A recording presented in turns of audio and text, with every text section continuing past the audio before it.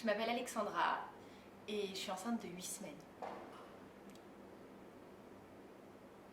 Non, c'est super, c'est vachement bien.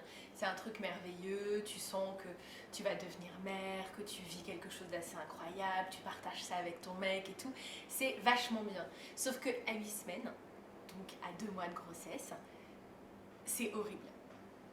C'est assez horrible. En fait, ça se voit pas que t'es enceinte, tu vois. Hop, t'as pas de bide, t'as rien du tout. Sauf quand t'as fini de manger, où là, t'as une espèce de truc qui pousse comme ça, et là on dirait que t'es à 3 mois. Mais sinon, en dehors de ça, ça se voit à peine. Tu prends des seins, ça c'est vrai, tu as des seins. T'as pas de truc sympa, ce moment où tu te regardes et tu dis oh mon Dieu, je luis, j'ai cette espèce de glow de la femme enceinte. Non, ce moment n'est pas encore arrivé.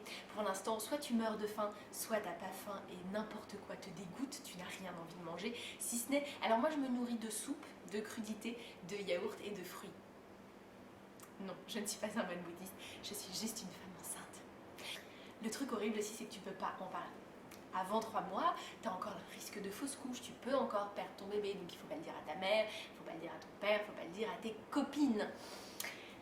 Donc, tu es obligé de faire comme si tout était normal et comme si rien n'avait changé.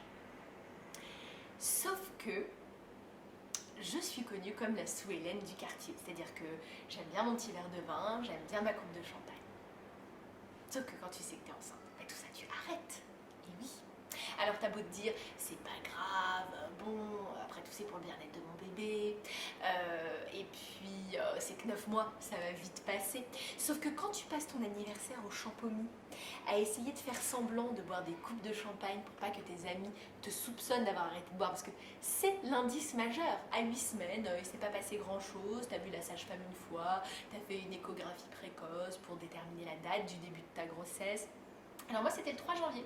3 janvier, ce qui veut dire que mon bébé a été conçu pendant des vacances au Suriname. Voilà, un petit bébé surinamé. Donc il sera probablement avec des dents en or et des tatouages. Hein, je pense qu'il va naître comme ça. Donc voilà, les 8 premières semaines, tu passes ton temps à regarder sur des petites applications, à suivre ton poids, à regarder ta courbe, à regarder comment grandit cette petite chose dans ton ventre qui fait la taille d'un haricot à l'heure qu'il est. Qu'est-ce que tu fais d'autre? Ah oui, tu consultes Magique Maman évidemment. Magique Maman, en long, en large, en travers, t'es sur Doctissimo. J'ai pas encore commencé à regarder les maternelles, mais je pense que bientôt je serai prête. Ces 8 premières semaines te donnent déjà un aperçu des autres qui vont suivre pendant 9 mois. C'est-à-dire le sacrifice de ta personne, le sacrifice de qui tu es, le sacrifice de ton corps pour un être qui n'en aura absolument rien à foutre et qui ne te le rendra jamais. Je le sais, je suis un peu dure avec ma mère et je me rends compte aujourd'hui que je n'ai aucune reconnaissance pour ça, pour ce sacrifice. Et je pense que mes enfants seront pareils. Ça me déprime un petit peu. Donc du coup, j'achète déjà de la crème anti-vergéture, je me masse à l'huile d'amande douce.